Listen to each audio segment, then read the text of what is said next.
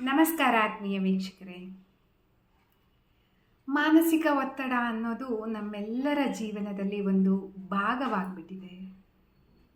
ಒತ್ತಡದ ಬದುಕನ್ನು ಸಾಗಿಸೋದೇ ಜೀವನ ಆಗ್ಬಿಟ್ಟಿದೆ.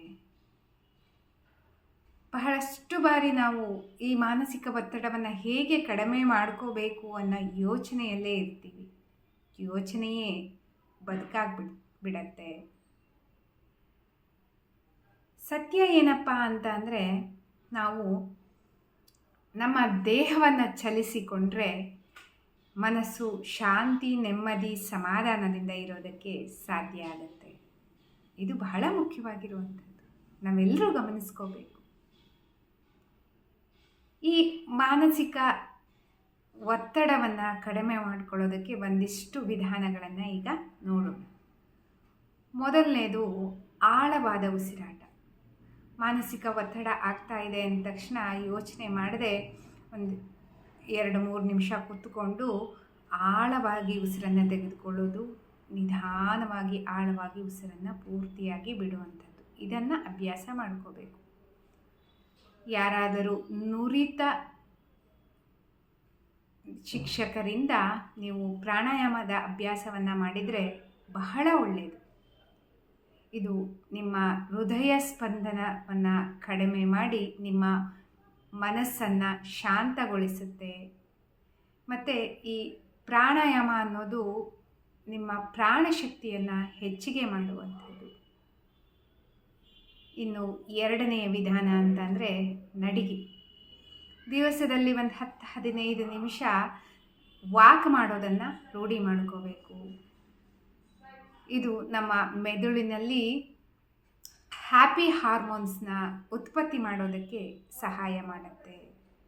ಇದು ಸಹ ನಮ್ಮ ಮಾನಸಿಕ ಒತ್ತಡವನ್ನು ಕಡಿಮೆ ಮಾಡಿಕೊಳ್ಳೋದಕ್ಕೆ ಸಹಾಯ ಮಾಡುತ್ತೆ.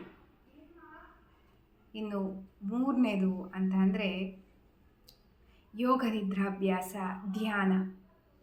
ಯೋಗ ನಿದ್ರಾಭ್ಯಾಸ ನಮ್ಮ ಮನಸ್ಸಿಗೆ ಆಳವಾದ ವಿಶ್ರಾಂತಿಯನ್ನು ಕೊಡುತ್ತೆ. ಧ್ಯಾನನೂ ಅಷ್ಟೇ, ನಮ್ಮ ಮನಸ್ಸನ್ನು ಆಳವಾಗಿ ವಿಶ್ರಾಂತಗೊಳಿಸಿ ಅದರ ಒತ್ತಡವನ್ನು ಕಡಿಮೆ ಮಾಡೋದಕ್ಕೆ ಸಾಧ್ಯ ಆಗುತ್ತೆ.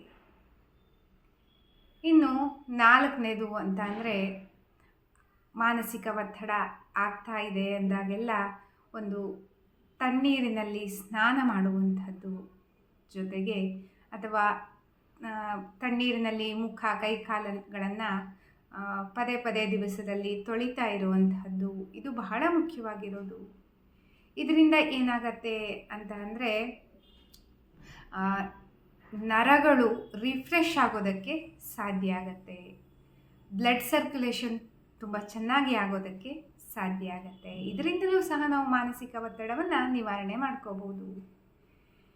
ಇನ್ನು 4ನೇ ವಿಧಾನ ಆಯಿತು. 5ನೇ ವಿಧಾನ ಯಾವುದಪ್ಪ ಅಂತಂದರೆ ಯೋಗ, ಸ್ಟ್ರೆಚಿಂಗ್ ಎಕ್ಸಸೈಸಸ್. ಈ ಸರಳ ಯೋಗಾಸನಗಳು, ಸ್ಟ್ರೆಚಿಂಗ್ ಎಕ್ಸಸೈಸಸ್ ಎಲ್ಲ ಏನು ಮಾಡುತ್ತೆ, ಟೆನ್ಷನ್ನ ತೆಗೆದುಹಾಕಿ ಮನಸ್ಸಿಗೆ ಹಗುರವಾಗಿರುವಂತಹ ಅನುಭವವನ್ನು ಕೊಡುತ್ತೆ. ಈ 5 ಸರಳ ವಿಧಾನಗಳನ್ನು ನೀವು ರೂಢಿಸಿಕೊಂಡು ಹೋದರೆ ನೀವು ನಿಮ್ಮ ಮಾನಸಿಕ ಒತ್ತಡವನ್ನು ಕಡಿಮೆ ಮಾಡಿಕೊಂಡು ಸುಖಕರವಾದ ಜೀವನವನ್ನು ನಡೆಸಿಕೊಂಡು ಹೋಗೋದಕ್ಕೆ ಸಾಧ್ಯವಾಗತ್ತೆ. ವೀಕ್ಷಕರೇ, ಮನುಷ್ಯನ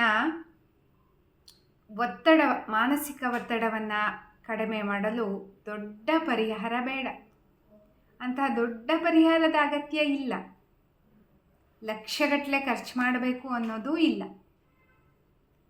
ಜಸ್ಟ್ ನಿಮ್ಮ ದೇಹವನ್ನು ಗಮನಿಸಿಕೊಳ್ಳಿ, ನಿಮ್ಮ ಶರೀರಕ್ಕೆ ಸಮಯ ಕೊಡಿ. ಆಗ ಅದು ನಿಮ್ಮ ಮನಸ್ಸನ್ನು ಶಾಂತವಾಗಿರಿಸೋದಕ್ಕೆ ನಿಮಗೆ ಸಹಕಾರ ನೀಡುತ್ತೆ. ಈ ಮಾತುಗಳು ನಿಮಗೆ ಹಿಡಿಸಿದರೆ ನಿಮ್ಮ ಅನಿಸಿಕೆಗಳನ್ನು ಕಮೆಂಟ್ ಸೆಕ್ಷನ್ನಲ್ಲಿ ಕಮೆಂಟ್ ಮಾಡಿ.